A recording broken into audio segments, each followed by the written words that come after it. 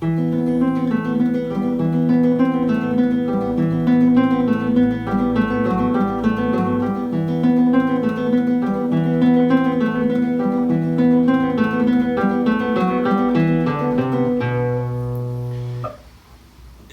a popular piece, and for many good reasons. Of course, it was originally for piano, but we'll talk about that in just a second.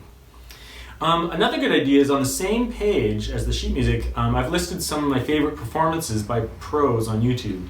So go watch the piece played by a number of pros. I'll give you some of my fingerings and things like that, but lots of these pros will have great solutions to some of the problems in the piece. And you can see how different people handle different situations, and to get as familiar with the piece yourself and to make informed decisions. I grew up listening to John Williams play this piece. Like, that Spanish classical guitar CD of his was like my first classical guitar CD, and so this piece was ingrained in my memory through John Williams. I've changed a couple of things in my score just to reflect the piano score a little bit more closely. Things like the little harmonic at the top of the middle scale. I do the chord instead. Just little tiny things like that. The piece is so, well known for so many decades now that it's kind of solidified itself to a certain version. But of course, it's an arrangement of a piano work, so there's differences, undoubtedly, right? And it's so funny that, it's one of the most popular classical guitar pieces ever, and yet not written for the guitar, of course. Now, before we just dive in, we're going to do a walkthrough of the piece, look at every section and everything like that, and just talk about, little things to watch out for, and just so you can see me go slowly through some of the fingerings and things like that. But one thing I want to really, really stress is that there's some major problems with rhythm with a lot of student performances of this piece. So my first experience is within each section of the piece, large section of the piece, maybe there's like 3 or 4 sections, you should turn the metronome on and play it, because you'll notice very quickly, like the opening section, anyone can play it. Beginners can play that. It's fairly easy, but as soon as you start getting into some of the other material,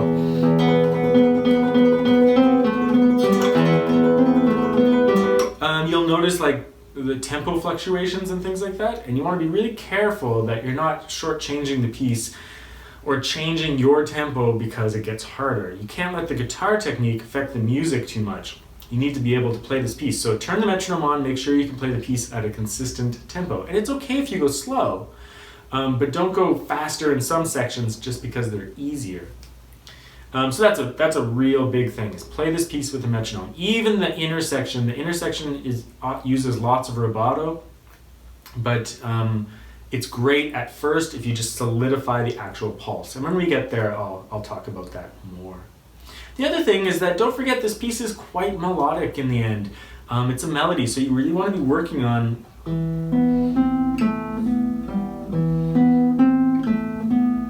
a little bit of shaping in that line. Da, da, da, da. Just a little bit of growth and decay, nothing too much, but I mean a little bit. And you want it to be legato, and you want to just be thinking about the phrase lengths in this piece, so that you're not just like pounding it out very kind of obnoxiously or too bluntly. It should be handled with a little bit of finesse, and you can choose if you're going to be on the more aggressive side or the more legato, pretty side. But I mean, you have to think of both sides of that equation and combine them to some extent so that you come up with a good musical result. Okay, so the first section that we're going to go over is from bar 1 up to bar 17.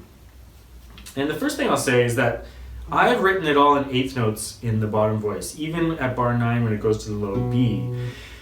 I recommend that you sustain the first note of each bar for at least a quarter note. That will allow you to be quite consistent and to use some easier fingerings. That's my recommendation, but if you choose, I'll show you some alternative fingerings as well. So it starts off fairly easy in the 7th position. I use PI just out of habit more than anything. You could use PM as well, but I'm so used to using PI from just lots of like technical exercises. It also keeps my hand position just a little in order.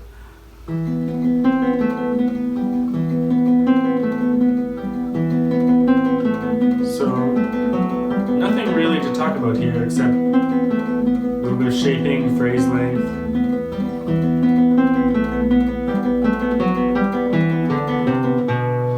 So at bar 9, you end up with this B, and you could sustain this B kind of for the entire time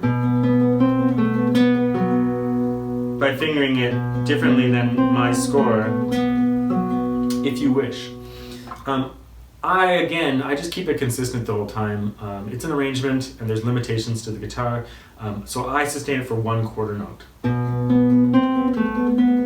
Sorry.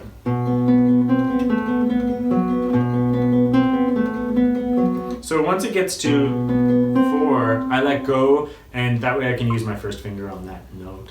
But like I said, you could also definitely consider sustaining it. It's kind of cool when you reach that section and suddenly the bass is more sustained. So carrying on from there. Sorry.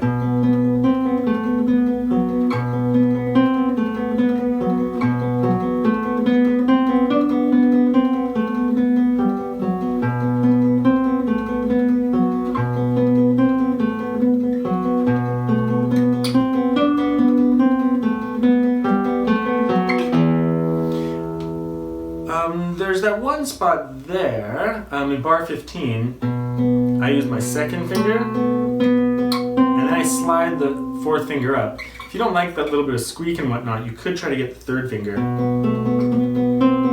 It's a little bit funny though, trying to like grab that. I just move my 4th finger up. Other solutions could be like doing a little bar there.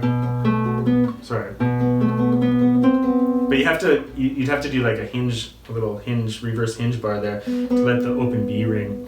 Like I said, I'm kind of a moderate in the sense that like I accept that this is an arrangement, and so by sustaining the note for only a 1/4 note, I think you can get away with letting go of the finger and then saving all your sustain for this next section. So the next section we'll be looking at is bar 17 down to 25. In bar 17, things start to heat up a little bit.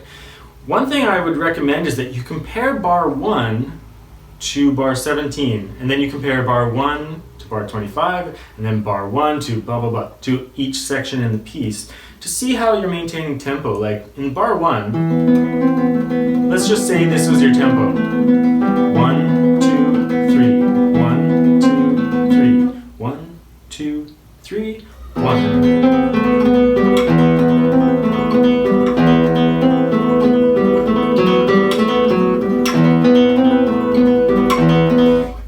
By comparing the two sections, you'll be able to kind of form an opinion as to like what your tempo is really going to be like and how you're going to treat the musicality.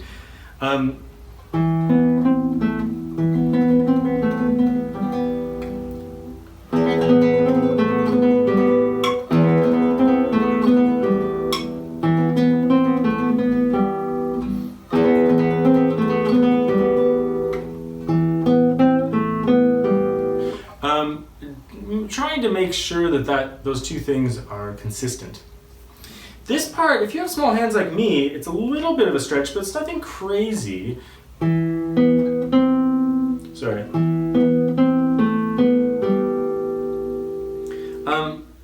All I'll say is that I would really work on using that fingering before you start trying to do any kind of sliding.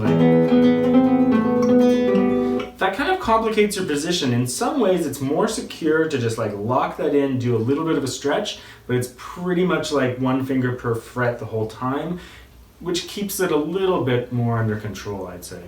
One little thing is that sweeped thumb there, if you're not used to that technique of sweeping the thumb over 2 notes, just take a little bit of time and see if you can get it sounding a little bit like just one note. Not Not too much of that, but just one kind of sound. And again, this part's hard. So I mean, if you start off really fast, then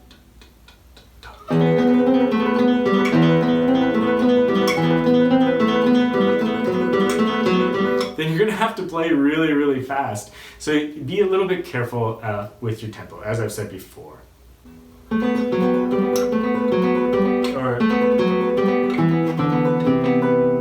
then you have to go up to this B major chord up at the 7th fret. It's not that bad, and again, none of the stretches are too crazy. Try not to lock the pinky finger, but let's see. Bit of a stretch. Do a little bit of rubato at the end of that phrase, just in more in terms of just relaxing the end of the phrase so that you're not forced to like jump too fast up to that chord. Combine the technical challenges of this piece with the musicality, but don't go too far. Like I said, practice with the metronome so that you know what the correct rhythm is, and then you can relax a little bit, especially at the end of a phrase or something like that. But not too much in the middle of the phrases. You want to keep the forward motion of the piece going. It's still a big piece, so you have to keep it moving forward. So this next section, from bar 37, pretty much all the way till 49, but we'll go all the way to 53, it's probably the most challenging part of the entire piece, just in terms of guitar technique, I think. It's not the most musically challenging part, but I think it's the most technically challenging for sure. So I've taught this to a number of students before, and the thing that it requires is just some patience and some patience and just some proper practice, very slow, proper practice. So let's take this one bar at a time, and just be careful that you don't wear your left hand out. So we ended up with our 3rd finger on that G, and then we do this little 7 chord here and extend and get this upper note.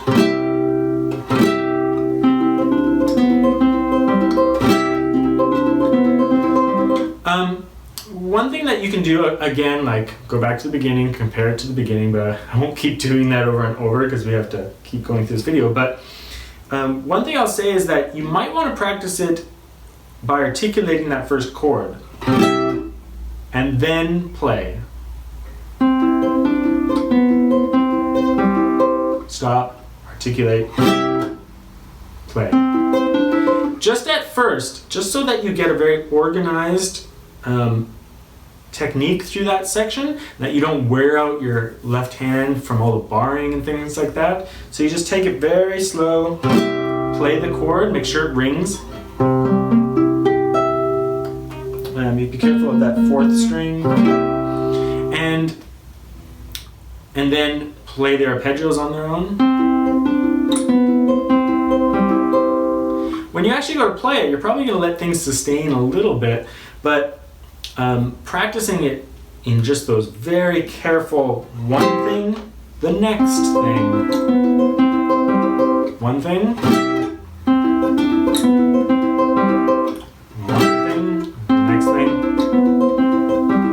and then the next thing,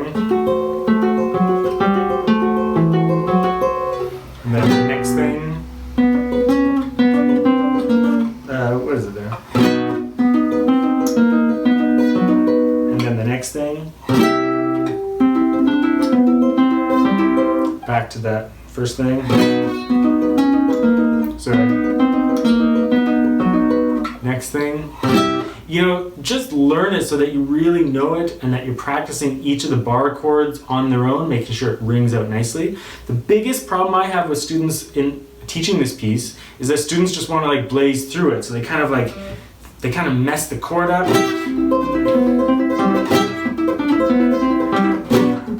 And they're not getting anything clean, and they're not really improving their playing of the piece, even if they're getting through it. So, like I said, work on each thing individually and then piece it together. If you can't play the things individually, how can you possibly play through the section? You can't do it if you if you can't do each thing well.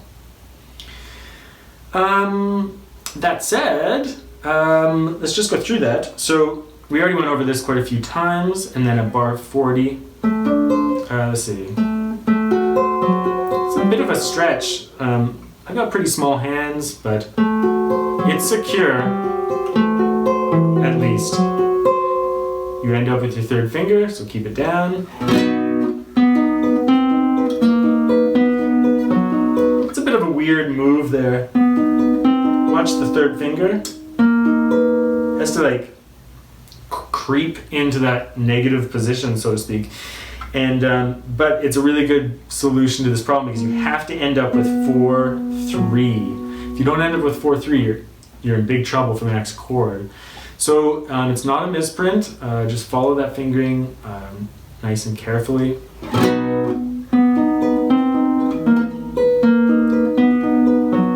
And then up a position. Back.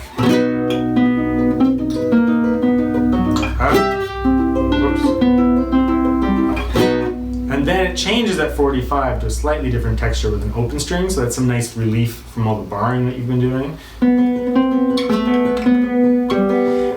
This part, I had a tough time deciding the fingering here, so I went with more of like the Romero decision. I'm not sure, I can't remember on the top of my head what Segovia or Williams do, but I decided to put the G on the open string.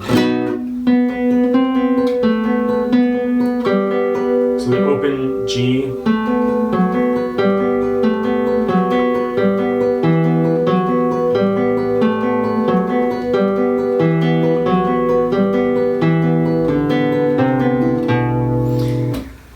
I think that's a great solution. It just makes the passage so much easier. But it depends on the type of guitar you're playing. Like I think really on a lot of modern guitars, like the treble strings really have a lot of kick to them. So you can definitely get away with that. If you prefer to not do that, you could try to put the G into the lower voice, which wouldn't be insane. You'd have to get the third finger on the B and play the G with your fourth finger. And then reach back out. Maybe you could do 3-4 or 4-4.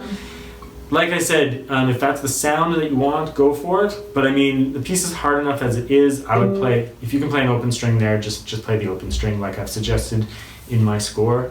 But I'll leave that up to you. And then at bar 49, we get a little bit of relief. So we kind of reached a climax with that previous material. And then we get a little bit of simplicity, which is so welcome.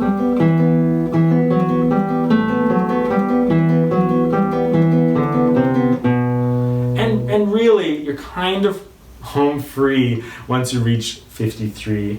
There is some tricky sections in there, but the intensity dies down a little bit. And we're just kind of transitioning over into that melodic section that's coming up.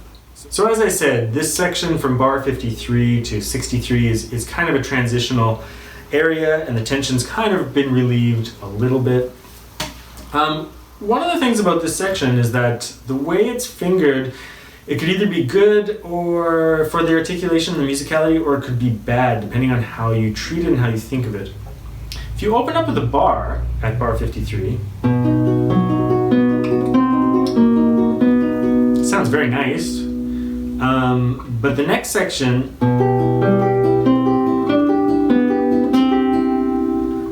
in order to play the melodic bass line and use the third string, we have to use an open E string, but then how do we sustain the bass for the whole time?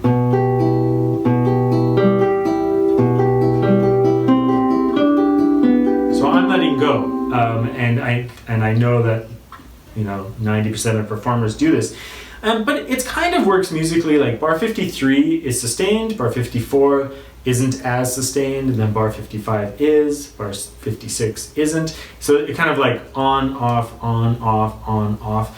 And so that does kind of work.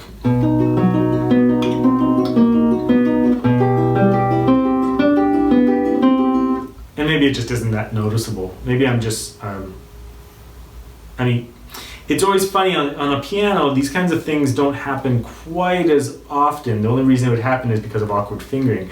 The instrument doesn't really interfere with the musicality in this way. On guitar, we run into these problems, and so then you have to decide like how picky you're going to be.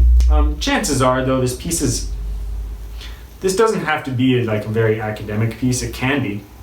You can make it very academic. But it's a crowd favorite, you know, it's a crowd pleaser, so people probably aren't that concerned about these kinds of things. But I like bringing them up anyway. It's an interesting part of the conversation always. So you just keep proceeding through like that, and then bar 57.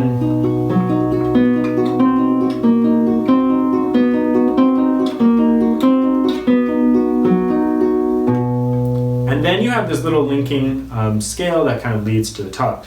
Williams ends this little scale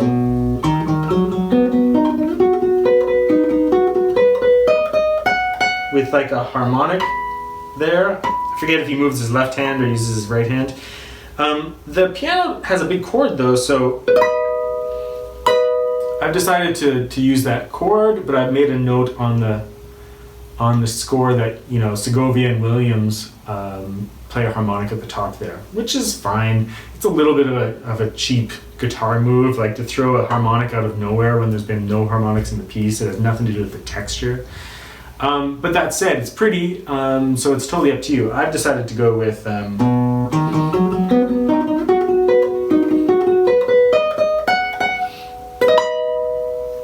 chord. So you can make your own choice there. This fingering, there's so many ways to finger this passage, so don't judge too hard. This is the one that I find is the best.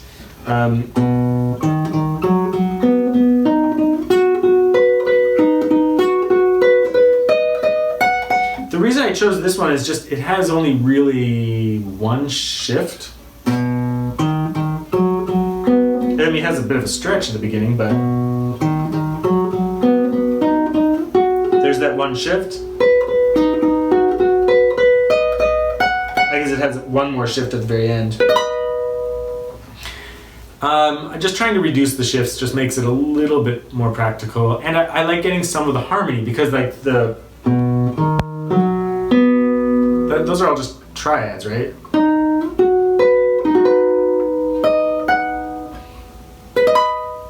So this next section from bar 63, and maybe we'll take it all the way to 112, where the arpeggios start up again. This is a freer kind of section, espressivo, a little bit of rubato, poco rubato, and it's a very melodic section, very Spanish sounding. So let's just have a little discussion. Now, the video is getting pretty long, so maybe we don't have to go over every single bar here, but let's definitely kind of talk about it a little bit and go over a few sections. I'll play a couple sections slowly so you can check out some fingerings, but we can't get too in depth. Now, my number one recommendation here is right off the bat, play this section in time. I know that the tempo fluctuates even in professional recordings. Like sometimes the tempo kind of spirals a little bit for emotional intensity and expressive, intensity. But my recommendation is to make sure that you know the structure of the rhythm. Remember that rubato is just a stretching of the time. It's not a trashing of it, right? You're not trying to like play out of time. So the number one thing is to play this right in time. Don't wing it. I see so many students kind of just like,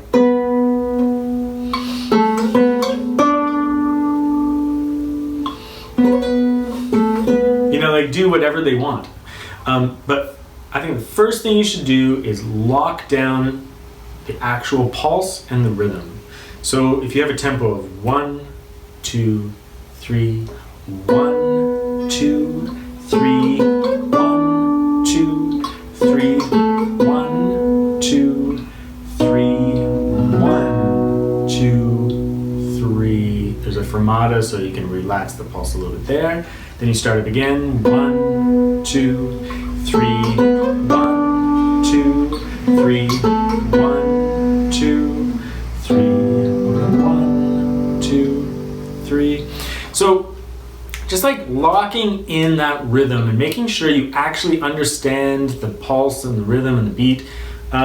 It's good for two reasons. One thing, if you use too much rubato in a section, it puts people to sleep.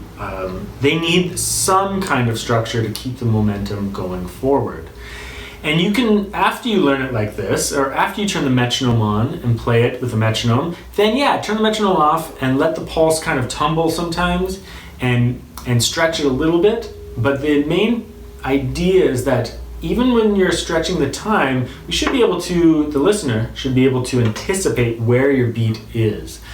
And so if you don't understand the beat, your rubato is just going to be kind of trashing the rhythm, and you don't want to trash the rhythm, to be blunt.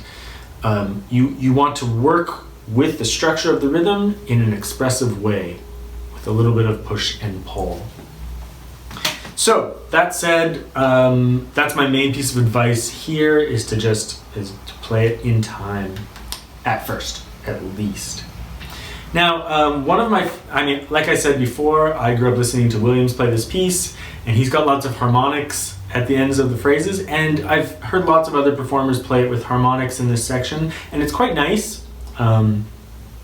It makes sense. There's softer sections and louder, more Spanish kind of motifs that come out. So that works fine. My edition doesn't use any harmonics. I think that the harmonics, personally, just like from a personal perspective, even though I love the Williams recording for how direct he is and rhythmic, and a lot of other great videos like the pros that I list on my site, they use harmonics. Some of them use harmonics as well. But remember that this is piano music, and adding that kind of guitaristic effect of harmonics, I find takes away a little bit from the music. And like I said, it's just a personal preference. So I've written it without the harmonics in there. If you feel like adding them in, you have so many videos to watch, and you can just see how they do it. You can just easily add it in. But I've taken them out and stuck with some of the chords.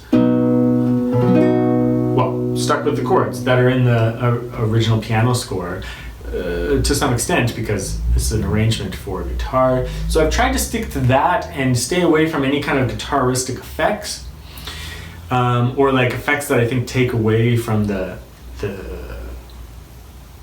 presentation of the phrases that are written. And like I said, lots of people are going to disagree with that, and I'll probably get some bad YouTube comments or something. But nevertheless, it's totally up to you. And then if you want to change it, you can change it to your liking. Maybe you can use this as more of an arrangement blueprint, so to speak. So that said, you have the octave lines, or one. Let's go through this with like proper timing at first. 1, 2, 3, 1, 2, 2, 3, fermata.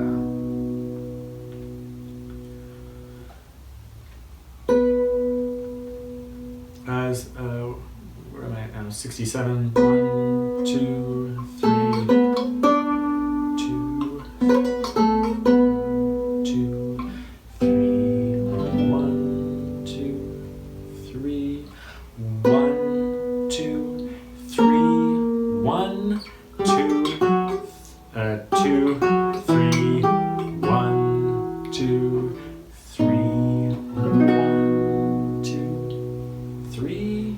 Be a little bit careful at bar 75, so you just let's go through it slowly together, but to keep the pulse, 1, 2, 3, 1, 2, 3, 1, 2, 3, 1. And then of course, go back through that section, use your rubato, get the tempo going, and you can go from there. Like I said, we don't have time to go over every single bar. This section's somewhat straightforward. Let's go over a few tiny things though. Bar 80. Let's see. Right. So just play that ornament on the beat.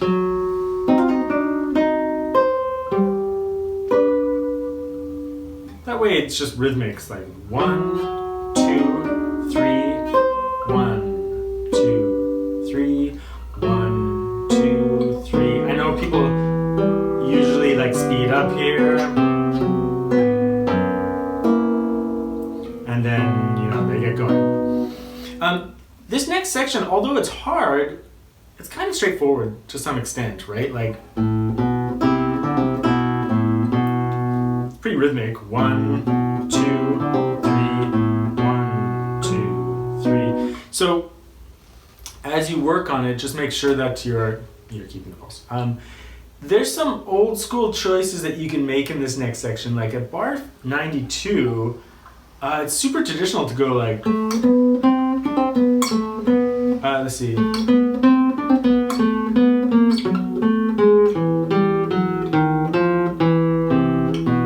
Like to do that big long line all on the 4th string. And that's probably like, especially back in the day, like Segovia and Bream and stuff like that, they would finger a lot of things like that, kind of like a violinist would or something like that, along a single string. Probably for the sound of the strings, so like it's kind of a punchy Spanish sound, and that has a certain allure to it. So you can consider that. A lot of modern players could definitely just, play it in first position if they wanted. Or let's see. Especially if you have like a modern guitar, like a double top or something. There's not quite as much difference between like the treble strings and the bass strings. With carbon strings these days, you can get a pretty punchy sound out of that 3rd string. It's not as mushy as, I'm playing this Cordoba right now. I have a new Douglas Scott coming this week. I'm driving up Island to get a new guitar, but on this I have just like a D'Addario nylon string, so that 3rd string on this cheaper guitar, it's not really working for that, so I would probably play it on the 4th string on this instrument. On a newer style instrument, I might consider just playing it in first position and not worrying about it. Again, the section is a single line melody. It's not that hard, so you can make your own choice about that. The next section is tricky. There's one particularly tricky part that's kind of has like multiple voices, or at least two main voices, so it's kind of a counterpoint. At bar 100, my fingering solution, I've written it on the page, so just follow it, but the main thing is I'm trying to keep one solid position as often as possible and to sustain the bass voice, if possible, as well.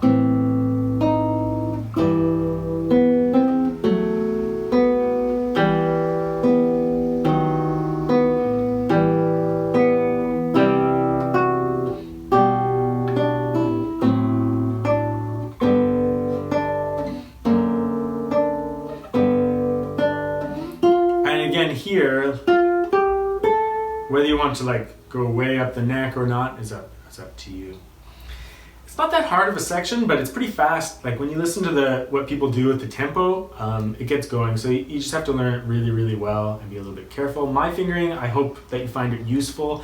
I took some time kind of figuring out some good fingerings there, so hopefully you enjoy those.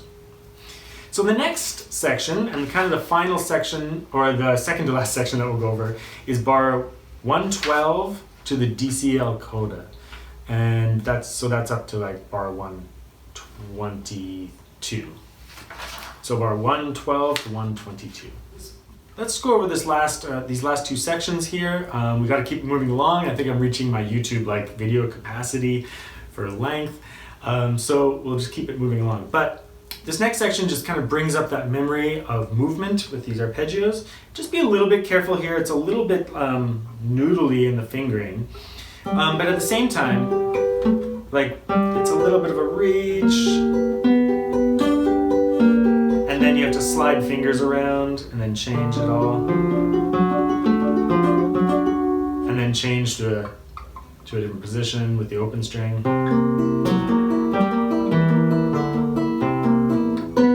You're back into this stuff. That little section though, like I said, it's a little bit noodly in the fingering,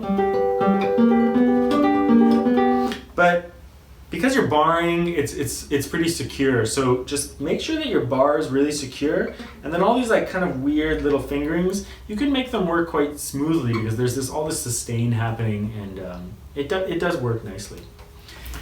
So at bar 122, you head back for the DC El coda. You're going back to the beginning, and then del capo, and then you're going all the way through to that passage with the triads. Until you reach your chord. And then this next section offers some real relief, and then it kind of tricks the listener that we're going to pick it up again, but then it's over in the coda here. So after that chord, you have this beautiful section.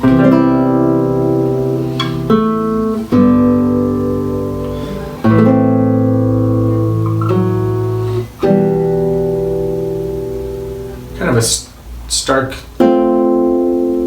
statement here, but then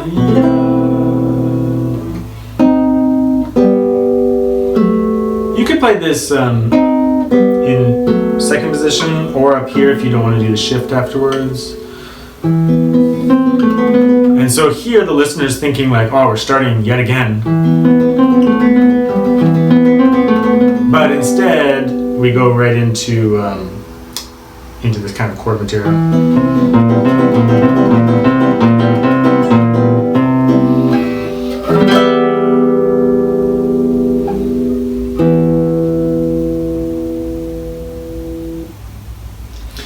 You have some options there, like if you're familiar with the old Segovia version, like he goes into triplets at the end there to make it even more exciting, and then add some harmonics or something like that. I keep it pretty simple, but like I said, I think my version better reflects the piano version overall, and maybe you can just consider it a blueprint. I like this kind of like simplicity, these like strong statements that are to me speak Spanish music, but that said, flamenco's filled with all sorts of flourishes, so I think there's a good reason for either interpretation. But maybe you could start with mine, and then if you want to spice it up more, look for alternative versions. So I hope you enjoyed that lesson. It was requested by so many students that I felt I should really do it, and it's such a popular piece on the site. So I hope you enjoy it, and like I said, watch lots of pros playing this piece, and they'll give you lots of context, lots of ideas for other ways of fingering things, other interpretations, and whatnot.